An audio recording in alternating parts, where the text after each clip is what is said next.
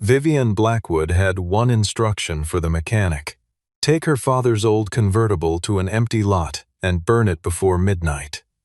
She paid Caleb Rowan well enough that he shouldn't have asked questions, but when he pulled the passenger door panel to check the fuel lines, he found a name hand-carved into the steel beneath: Vivian, beside a date that predated her official adoption record by nearly 3 years. He had barely lifted his phone to call her when 3 black SUVs rolled up to the garage, carrying a new set of orders. The car had to disappear, and everything inside it with it. Stay with this story to the end and find out why a single carved name was enough to terrify an entire dynasty. 1 week after Everett Blackwood was buried in the family plot outside Charleston, his brother Damien led Vivian through a side corridor of the estate she had known her entire life and stopped before a garage door she had never been permitted to open. He lifted the tarpaulin himself, pulling it back slowly, and beneath it sat a 1967 Ford Mustang convertible in a shade of deep midnight blue that had not been touched in years. Dust had settled along the hood seams and pooled in the crease of the folded canvas top, but the paint underneath still held its color, the way old things sometimes do when they have been kept from the light. Vivian recognized it immediately, not because she had ever sat inside it, but because her father had made clear from the time she was a child that this particular car was not to be touched, examined, or discussed. Damien set a manila folder on the hood and told her the car's informal name, Bluebird, was the least of its problems. The folder contained a summary he said had been prepared by the company's legal team, documenting what Damien described as Everett's greatest act of self-sabotage. According to his account, a woman named Claire Bennett had once worked inside the Blackwood Engineering Division during the company's early years, and she and Everett had together used proprietary blueprints to build an unauthorized prototype, a convertible meant to demonstrate a technology Blackwood had not yet filed under its own name. When the arrangement soured, Damien explained, Claire had taken copies of the design work and fled Charleston, leaving behind a scandal that the family had spent decades quietly managing. The story Vivian had always been told about her earliest years, that she had come from a family too troubled to care for her, that Everett had taken her in at age 3 out of simple compassion, fit neatly alongside Damien's version of events, and she had no immediate reason to doubt either one. What she did not yet understand was that the two stories had been constructed together, each one lending the other a credibility neither deserved on its own. Damien told her that with the acquisition of Blackwood's Heritage Division now weeks away from closing, the existence of the Bluebird created a liability that neither the board nor the overseas buyer could afford to have surfaced during due diligence. A competing claim to the prototype's design history could open questions about patent ownership, revenue attribution, and the legitimacy of the very department being sold. He presented the destruction of the car not as an act of grief or anger, but as a routine corporate necessity, the responsible conclusion to a chapter that had already cost the family enough. Vivian stood in the garage for a long moment without speaking. She had spent the week since her father's death absorbing the specific loneliness of inheriting a company she had not yet fully made her own, and the idea that the Bluebird represented one more piece of Everett's hidden life made the silence between them feel heavier than it had any right to. She told Damien she did not want the car auctioned, donated to a museum, or handed over to anyone connected to the company. She wanted it gone in a way that left nothing behind to be catalogued, photographed, or argued over. Damien suggested a licensed industrial processing firm the company had used before, but Vivian shook her head. She did not want anyone inside the Blackwood orbit involved in this particular job, and the reason she gave was simple enough. She did not want the board to have any reason to revisit the decision later. She remembered that her father had once praised a small garage on the outskirts of Charleston a one-man operation run by a mechanic named Caleb Rowan, who had briefly consulted for the company's Heritage program before resigning over a disagreement about parts authenticity. Rowan was independent, discreet, and by all accounts the kind of man who finished what he was paid to finish. She had her assistant locate his number within the hour. Caleb answered on the second ring, and when Vivienne explained what she needed, he went quiet for several seconds, before asking if she understood what she was asking him to destroy. She told him she understood exactly. The fee she named was more than 3 times his garage's average monthly revenue, and he accepted the job before the call ended. What Vivienne did not know was that when Caleb pulled the Bluebird onto his lift and began the standard pre-disposal inspection, draining fluids, checking for pressure vessels, identifying anything that might combust unpredictably, he would find that this was not a standard car. What she also did not know was that Damien had placed a call of his own within minutes of her driving away from the estate, instructing someone to follow the car and retrieve it immediately if the mechanic so much as opened a door panel. Caleb had been taking apart cars for more than 2 decades, and he had learned that the fastest way to understand what a vehicle actually was required ignoring what it was supposed to be. He began with the engine bay, and what he found there was technically a Mustang, the block, the carburetor, the basic architecture, but the fabrication around it showed hands that had gone well beyond the factory spec. Welds along the firewall had been finished by someone with real skill, not production line speed, and the fuel lines had been routed in a configuration he had never seen on a standard 1967 model. The convertible top mechanism, when he manually cycled it, moved on a pivot system that did not match any factory design he could identify in his reference books. He photographed everything methodically, not because he planned to expose anything, but because he had long ago established the habit of documenting a vehicle's condition before any work began, a practice that had saved him from disputes more than once. Owen Price, his longtime friend and the operator of a licensed salvage yard 2 miles down the road, stopped by mid-afternoon and leaned against the bay wall watching Caleb work.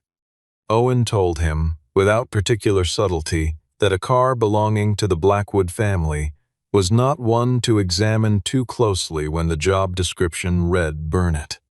Caleb acknowledged this without looking up from the undercarriage. He explained that he was not examining it out of curiosity. He was legally obligated to neutralize hazardous materials before any kind of thermal disposal, and in a car this old and this modified, that meant pulling interior panels to reach the fuel delivery components safely. Owen said he understood the argument and did not entirely believe it. Caleb set down his ratchet, looked at his friend, and said that he was filming the process and that if anything unusual turned up, he would call the client before doing anything further. It was the most honest answer he could give, and Owen accepted it the way old friends accept answers they find half convincing. The passenger door was the third panel Caleb removed. The interior of the door cavity was clean, which itself was unusual in a car this age. No accumulated debris, no corrosion around the drain holes, as if someone had at some point carefully cleaned it out. He was reaching for the fuel line access point when the beam of his flashlight caught something on the inner face of the door skin, not painted on, not stamped, but cut by hand into the bare steel. He pulled the panel further and read it slowly. For Vivienne, may you always ride beneath an open sky. CB 1988. He read it a second time. He set the flashlight down and picked up his phone to photograph the inscription, checking the date against what he remembered from the contract documents Vivienne's office had sent over. Her adoption paperwork, which had been attached as part of the vehicle's ownership history, listed her official entry into the Blackwood household as 1991. The inscription was dated 3 years before that. The initials CB matched the name Claire Bennett, which Vivienne had mentioned only in passing during their phone call, as a person associated with an embarrassing episode in the company's past. Beside the inscription, carved with the same tool in a lighter hand, was a small symbol.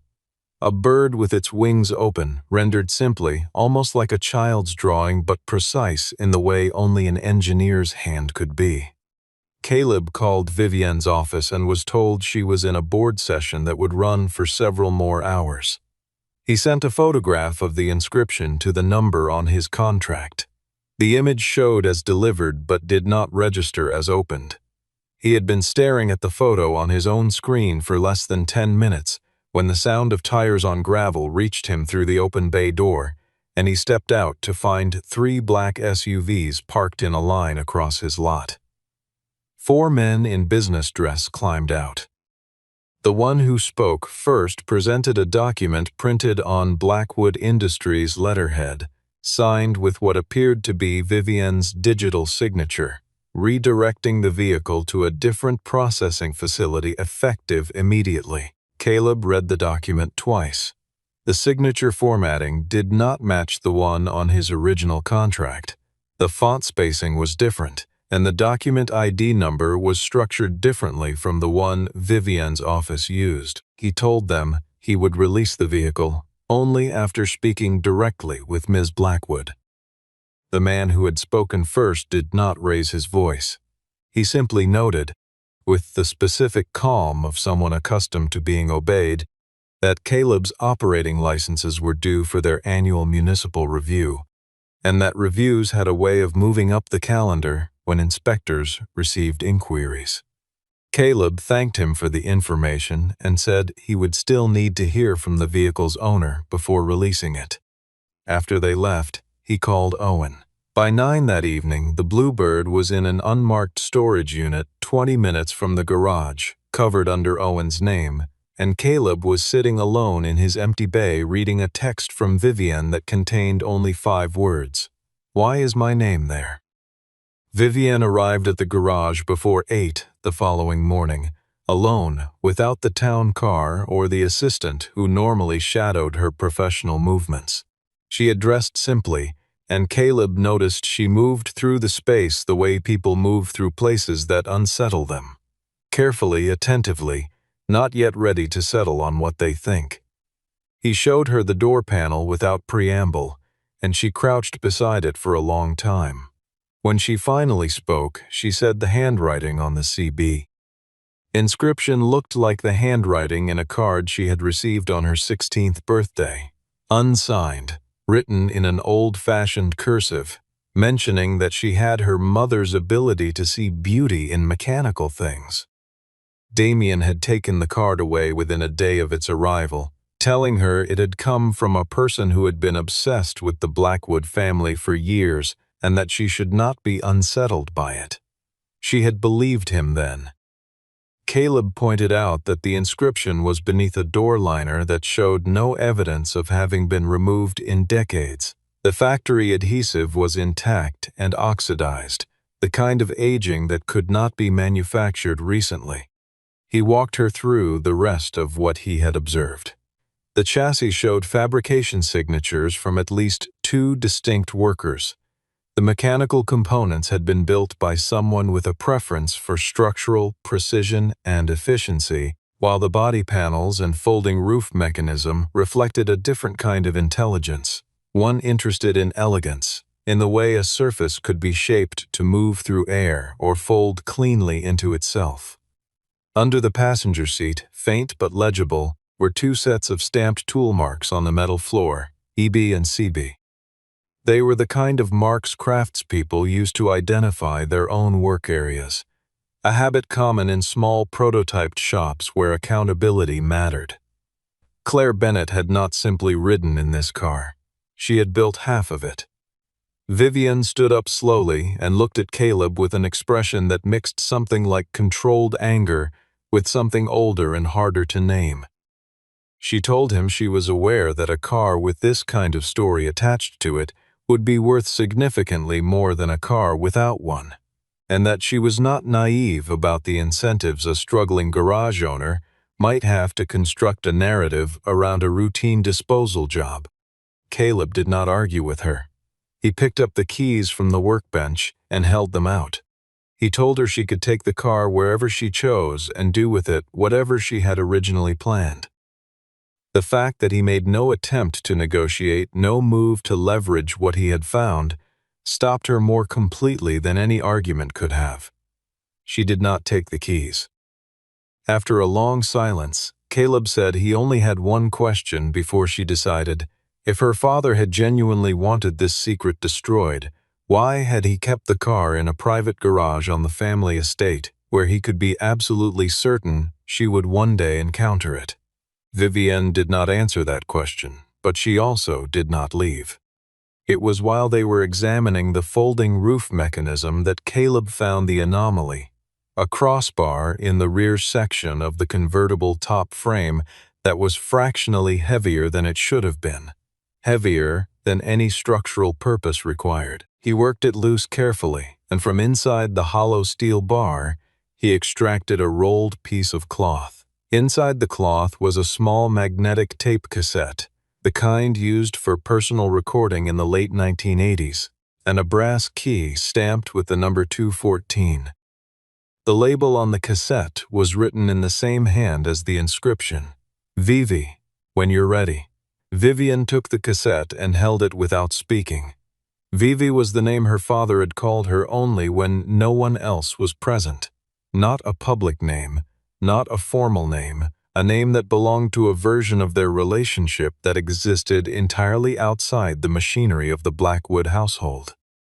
Before either of them could say anything further, the garage's overhead lights went dark, and the fire alarm on the east wall began to sound, sharp and continuous, though the air around them was completely clear. Caleb moved quickly to the breaker panel and found that the main exterior disconnect had been manually switched off. Not a tripped breaker, not a power surge, but a deliberate action that required someone to access the side of the building. He checked the perimeter and found nothing except a fresh set of boot prints in the gravel alongside the wall.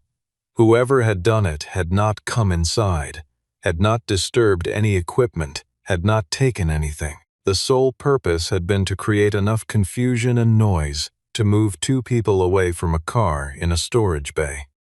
He switched to the backup circuit from the generator he kept for extended jobs and connected an old cassette player he found on a shelf near his parts inventory. The tape played with a slight hiss of age beneath the recording, and the voice that came through was Everett Blackwood's, but older. More measured than the man Vivienne had known in her childhood, the voice of someone who had rehearsed what he intended to say and still found it difficult to say it. Everett began by addressing Vivienne directly, using her full name, and then almost immediately correcting himself to Vivi, as if the formality embarrassed him. He told her that Claire Bennett was not a thief. He told her that Claire Bennett was her mother. He explained that he and Claire had built the Bluebird together during the years before Blackwood Industries became the company it eventually became. Years when Everett was still an engineer rather than an executive, when he and Claire had shared a workshop and a set of ambitions and, eventually, a life that the Blackwood family structure had never been designed to accommodate. When Vivienne was born, the pressure from Everett's father and from Damien had been immediate, methodical, and ultimately successful. Claire had been presented with a legal arrangement that offered her a small financial settlement and the threat of a criminal investigation into the design documents she had co-authored, framed as theft of proprietary company materials. Everett had not fought hard enough to stop it. He said this plainly and without trying to soften it. He had been afraid of losing his position in the company, afraid of his father's displeasure, afraid of the specific kind of social and professional destruction that Damien had always been expert at engineering. He had failed Claire. He had failed Vivienne. He had spent the following decades failing to correct it. He said he had established a trust designed to restore Claire's equity in the Heritage Division and to transfer a controlling block of voting shares to Vivienne upon his death, but that activating the trust required proof that the Bluebird was the original prototype and that the inscription predated Damien's patent filings. The tape ran for another 30 seconds and then cut to silence in the middle of a sentence. Everett had been about to identify where the primary legal documentation was stored, and the recording simply stopped. The cassette had been damaged at some point, and the final portion of his message had not survived. Vivienne sat in the passenger seat of a car that was not yet fully reassembled, in a garage that smelled of mineral oil and old steel, holding a cassette player in her lap, and said nothing for a long time. Caleb examined the brass key. The 214 was stamped cleanly, and beneath the number was a small engraved outline of an arch and a fence rail, the architectural mark used by Blackwood Terminal, the family's original freight handling facility south of the city, now largely decommissioned, the kind of place that appeared in company histories, but not in current operational records. He told Vivienne they needed to move carefully. Damien knew the car had been found and that Caleb had examined it. Using a company phone or a company vehicle to travel across the city would make their movements visible to anyone monitoring Blackwood's communication infrastructure. Vivienne looked at the bench seat of Caleb's pickup truck through the open bay door and said she had not ridden in a vehicle without climate control in approximately 15 years. Caleb said that was probably fine. They drove south in Caleb's truck with the windows down, and the city transitioning around them from the older residential blocks near his garage into the industrial waterfront corridor, where the Blackwood Terminal building had stood since the 1920s. Vivienne did not speak for the first several minutes, and Caleb did not push her. When she finally did speak, she said she had spent her entire adult life trying to be the person Everett had needed her to be, decisive, controlled, protective of the family's standing, and that she had always assumed that effort was a fair exchange for belonging to something larger than herself. She said it differently than that, more carefully, but that was the substance of what she meant. Caleb thought about his wife, who had died 7 years earlier, and about the way he had responded to that loss by reducing his life to its most essential and defensible forms: the garage, Sadie, the work. He told Vivienne that the objects people leave behind carry the weight of things they never figured out how to say directly, and that he had learned to listen to what those objects were actually telling him rather than what he hoped they meant. He said Everett's truth, whatever it turned out to be, would not automatically make Vivienne love him less. It would just require her to see him as a man who had made real choices rather than a figure defined entirely by what he had given her.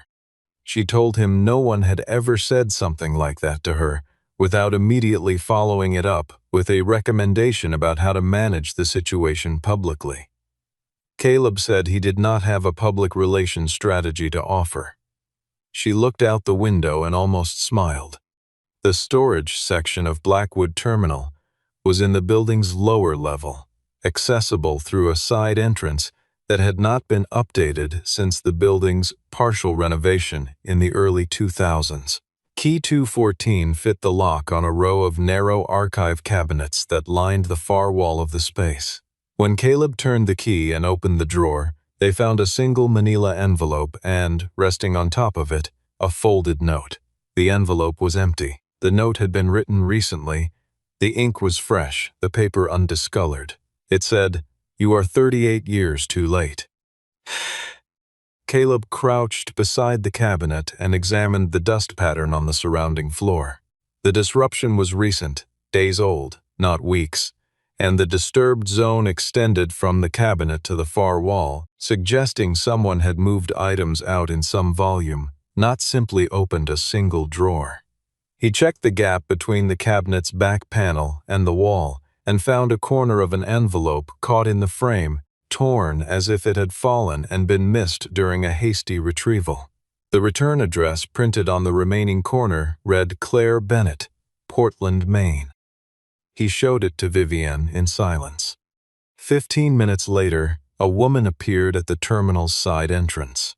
She was in her middle 40s, professionally dressed, carrying a document bag with the kind of practiced efficiency that suggested she had been ready to move at short notice for some time. She identified herself as Marissa Vale and explained that she had received an alert from a passive sensor embedded in the brass key, a mechanism Everett had commissioned specifically to notify her if the key was ever used. She had been Everett's outside counsel for the past 12 years, operating entirely separately from Blackwood's internal legal team, and her instructions had been simple: remain available, act only when the Bluebird was located and the key was turned. Marissa explained that Everett had never trusted a single storage location with a complete chain of evidence, because Damien had spent years consolidating control over the company's legal, communications, and security infrastructure. The archive cabinet had held a portion of the documentation, but the most critical materials, the original design contracts, the trust instrument, and the correspondence record, had been divided and kept in 3 separate locations, only one of which Damien's people had apparently found. She produced from her document bag a bound collection of photocopies, letters, all addressed to Vivienne Blackwood at the family estate, all bearing Claire Bennett's Portland return address, spanning a period from 1994 to 2014. There were 47 of them. Everyone had been returned to the sender by the Blackwood family office with a form notation indicating that the recipient had declined correspondence. Vivienne had never seen a single one. Marissa laid out what the trust documents described, speaking with the precision of someone who had rehearsed the explanation many times without knowing exactly when she would need to deliver it. Claire Bennett had designed the folding convertible roof mechanism that became the foundation of Blackwood's Heritage Division manufacturing process. She had been verbally promised an 18% equity stake in the division during the prototype phase. When the company formalized its structure, Damien had substituted a non-disclosure and non-compete agreement for the equity contract, threatening Claire with a fabricated intellectual property theft claim if she refused to sign. The revenue generated by her design had compounded across decades into the financial core of the Heritage Division.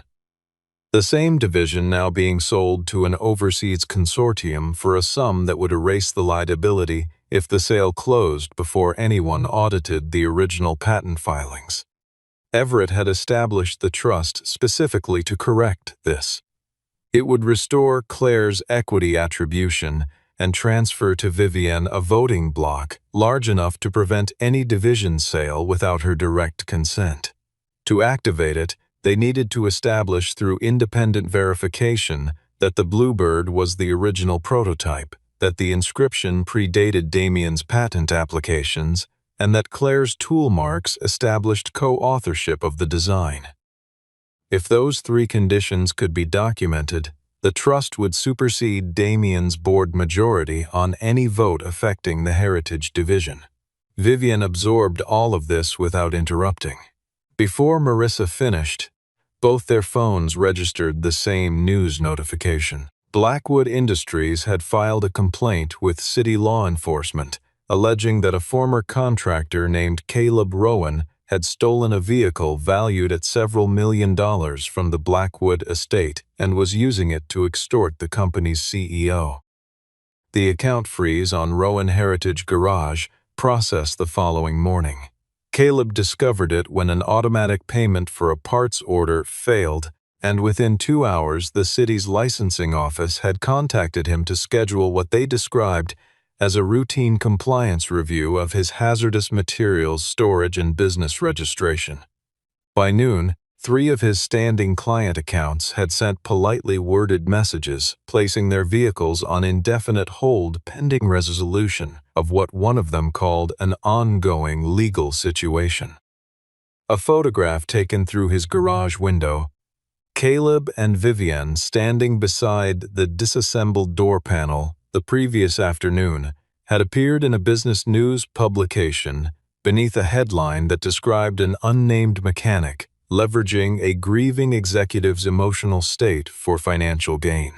The photograph had been taken without either of them being aware of it, which confirmed that Damien's people had been on the property while they were inside examining the car.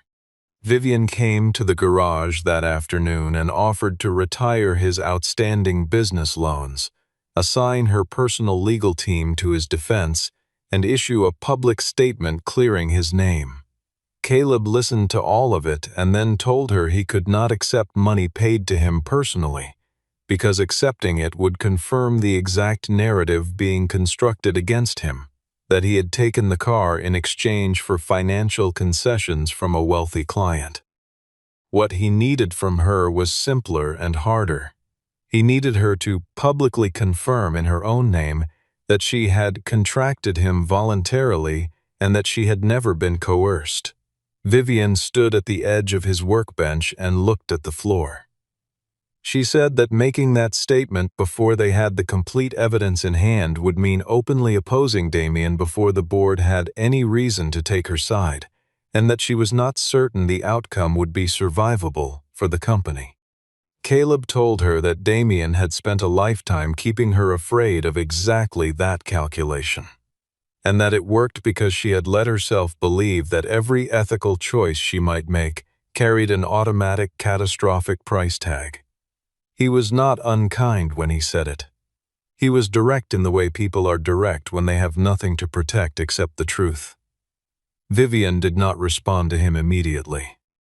She picked up her keys and left, and Caleb sat alone in the garage listening to the particular silence of a space that had been his family's livelihood for a long time and might not be for much longer.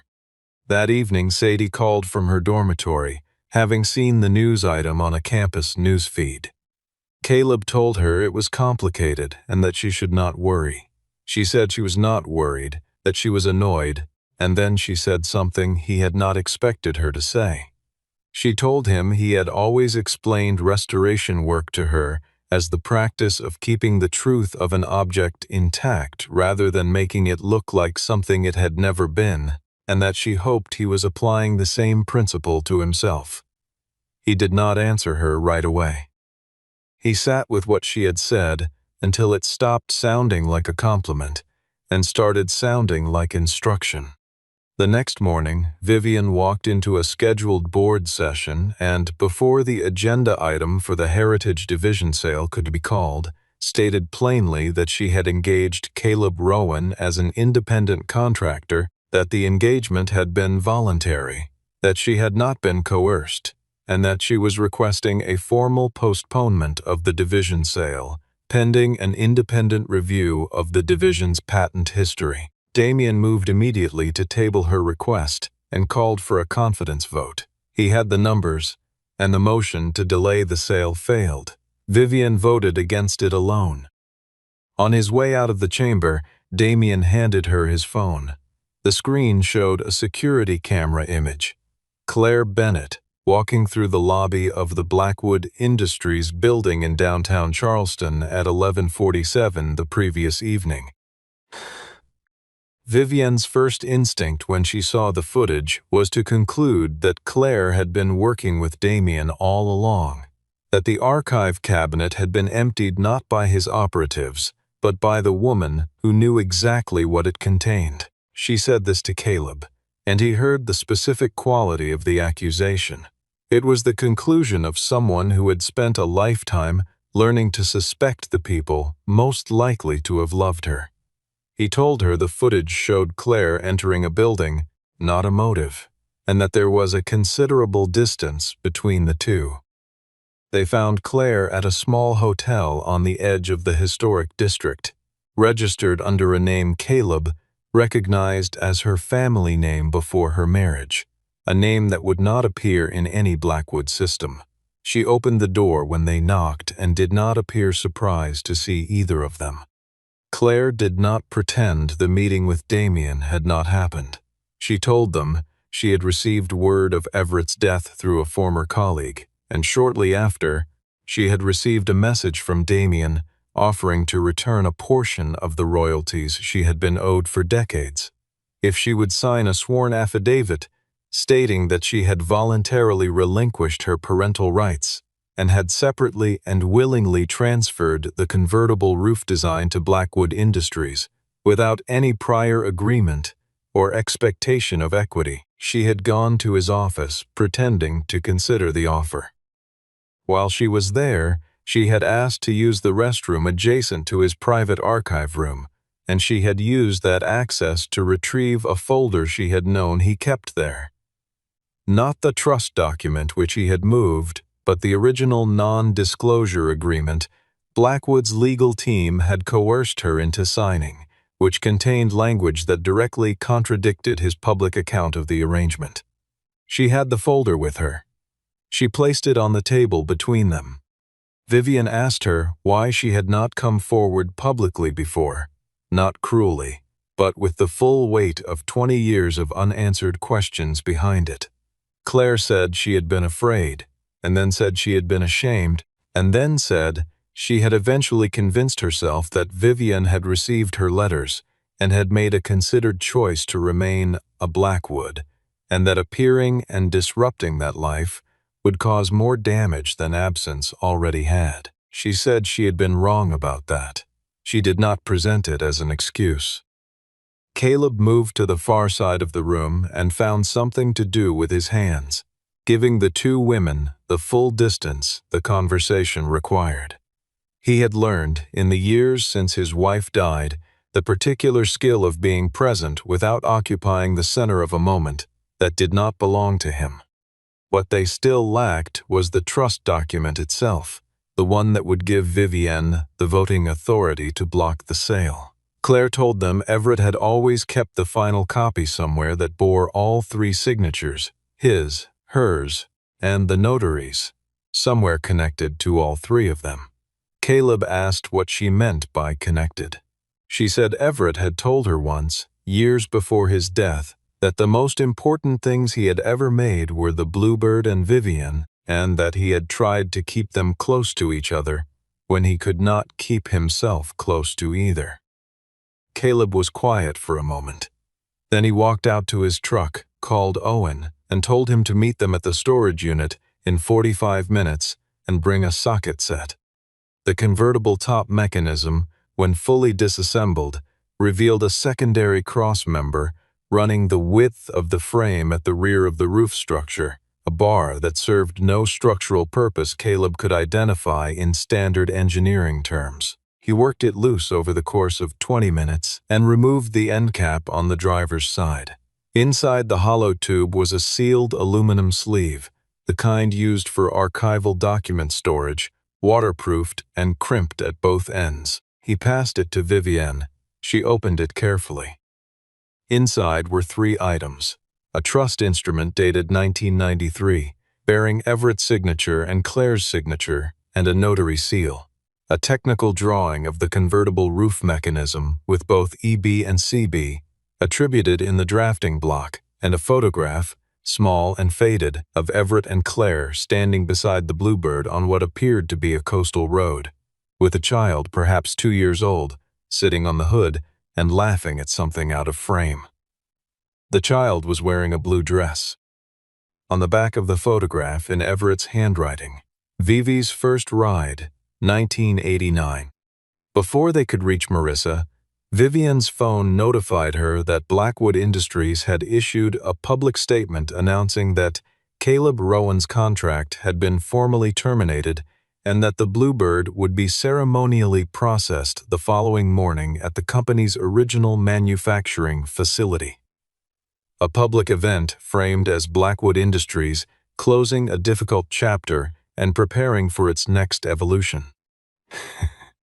The event had been designed as a statement. Damien had invited the full board, the lead representatives from the acquiring consortium, and a selection of business press, framing the destruction of the Bluebird as a voluntary act of corporate clarity. The company choosing transparency over sentiment, the family electing to move forward cleanly. He had issued a press release under Vivian's digital signature condemning what he described as a coordinated effort by a disgruntled former contractor to manufacture false provenance claims around a vehicle he had been hired to dispose of legally. The morning of the event, the manufacturing facility was staffed, lit, and running. The Bluebird, or what Damien believed to be the Bluebird, sat beneath a ceremonial cover at the center of the processing floor, positioned in front of the industrial disposal unit that had been brought in specifically for the occasion. Vivienne had called Marissa the night before. The plan they agreed on was straightforward in concept and required a specific kind of nerve to execute. Owen had located a donor vehicle, a 1967 Mustang Coupe in comparable condition, which had been covered and positioned in the storage lot where Damien's people expected the Bluebird to be. When Damien's retrieval team had collected it in the early hours of the morning, they had taken the wrong car. The actual Bluebird had been transported overnight to an independent materials analysis laboratory that Marissa had engaged, where a forensic specialist in automotive metallurgy had been working since 3 in the morning on a documented examination of the door inscription, the chassis number, and the tool markings. Vivienne arrived at the facility alone, without security, and when Damien greeted her at the entrance, she accepted his welcome without any indication of what she knew. He asked her to sign the acquisition agreement before the disposal ceremony began, explaining that the timing would send a cleaner message to the market. Vivienne looked at the document and asked him a single question: if the car had no legal significance, if the provenance claims were fabricated and the inscriptions recent, why did the document's timeline require the vehicle to be destroyed before the independent audit of the Heritage Division's patent history concluded next month? Damien told her she was overthinking it. Vivienne said she was trying to understand and repeated the question. The microphone system at the front of the facility, which had been open for the press contingent, was still active. The board members, standing 15 feet away, heard him tell her that Everett had been foolish enough to believe he could use the car to undo 30 years of family decisions, and that whatever was in that car had been Claire Bennett's problem long before it became Vivienne's, and that Claire Bennett had been removed from the company's history for good reasons that did not need to be revisited by a mechanic with a grudge and a talent for storytelling. The sound of an old engine came from the access road outside, a specific engine note, throaty and uneven in the way 1967 V8s were uneven when they had not been fully warmed up, distinctive in the way mechanical voices are distinctive when they belong to something built by specific hands. Caleb drove the Bluebird through the open bay door of the manufacturing facility with Claire in the passenger seat. Marissa walked in behind them carrying a document folder. The board turned. The press turned. Damien did not move. Caleb parked the car in the center of the room and stepped out without theatrics, and Marissa laid the documents on the nearest work surface and began to explain, in the measured tone of someone delivering a prepared legal statement, what each item established and what it meant for the company's governance structure. The forensic report confirmed that the inscription's metallic oxide layer was consistent with steel exposed to air for a minimum of 30 years and showed no chemical evidence of recent tooling. The trust instrument gave Vivienne the votes she needed to block the sale. The design drawings, authenticated by the inscription and the tool marks, established Claire as co-author of the technology on which the Heritage Division had been built. Damien looked at Vivienne.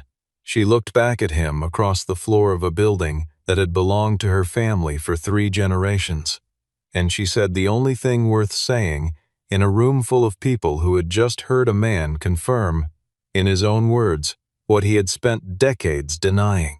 She told them the only thing being destroyed that morning was the lie. The board voted within 48 hours to suspend Damien from his chairmanship pending an independent investigation.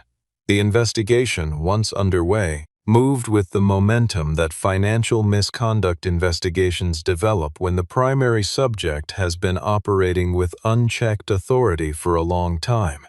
Each document examined revealed additional documents worth examining. Each account traced open subsidiary accounts that should not have existed. The royalty diversions alone had been running for more than 20 years, routed through holding companies in 3 states. The Heritage Division sale was formally canceled. Vivian issued a public statement acknowledging that she had nearly authorized the destruction of the vehicle and the evidence it contained, and that the responsibility for nearly allowing that to happen was hers to own. She did not frame it as a mistake made under emotional duress. She framed it as a failure of judgment she intended to correct. Within 60 days of the board action, the company's official patent and design records were amended to reflect Claire Bennett's co-authorship of the convertible roof mechanism, and the Heritage Division was renamed the Bennett-Blackwood Heritage Program. The scholarships it funded for young women pursuing mechanical engineering and industrial design were announced at the same time. Vivian and Claire did not arrive at an easy resolution. There was no scene in which decades of absence collapsed into warmth. What they arrived at in the weeks following the board action was a series of conversations, short at first, then longer, conducted without lawyers or cameras, in which 2 people who had both been told a false story about each other began the slow work of replacing that story with something that actually fit the evidence. Claire did not ask for equity or acknowledgement in the form of money. She asked for her name in the record and for the truth in the public account. Vivian gave her both and understood, in doing so, that forgiveness was not the erasure of what had been lost. It was the decision to stop allowing the loss to determine what came next. The charges against Caleb were formally withdrawn. The city licensing office sent a letter confirming that the inspection request had originated from an address associated with one of Damien's subsidiaries, and Caleb filed it without a word in the same drawer where he kept old parts invoices and client release forms. Vivian made a second offer to acquire Rowan Heritage Garage, with a higher figure and a more generous operational structure than the first. Caleb declined the acquisition again and proposed instead an independent contractor arrangement. Specific vehicles, mutually agreed terms, full professional autonomy, nothing transferred in ownership. Vivian signed the contract the same day it was drafted and did not attempt to negotiate any of the conditions. It was the first business agreement she had signed in years that felt like an agreement rather than an instrument. He asked her once, in the garage after the paperwork was done, what had made her willing to bet on a piece of evidence as small as a name carved into a car door. She said she had not bet on the evidence. She had bet on the man who refused to let it disappear. He said that was a generous interpretation. She said it was an accurate one. The tow line between them had been pulled taut by circumstances that left neither of them much room for pretense, and what had grown in that space was not the product of romantic design, but of the specific intimacy that develops between people who have watched each other choose honesty over convenience more than once. Caleb told her he thought she needed time, real time, not politely observed time, to understand the shape of her life as it actually was, rather than as it had been constructed for her. She told him she agreed with that, and that she also intended to be very clear about the fact that she had no plans to remove him from it. The Bluebird was ready in late autumn. Caleb had worked on it across 6 weeks, doing only what was necessary, cleaning the mechanicals, addressing the rust at the rear quarter panels, replacing the weather stripping around the top so it sealed properly when raised. He left the scratches on the rear bumper that had been there when the car arrived. He left the patina on the chrome door handles.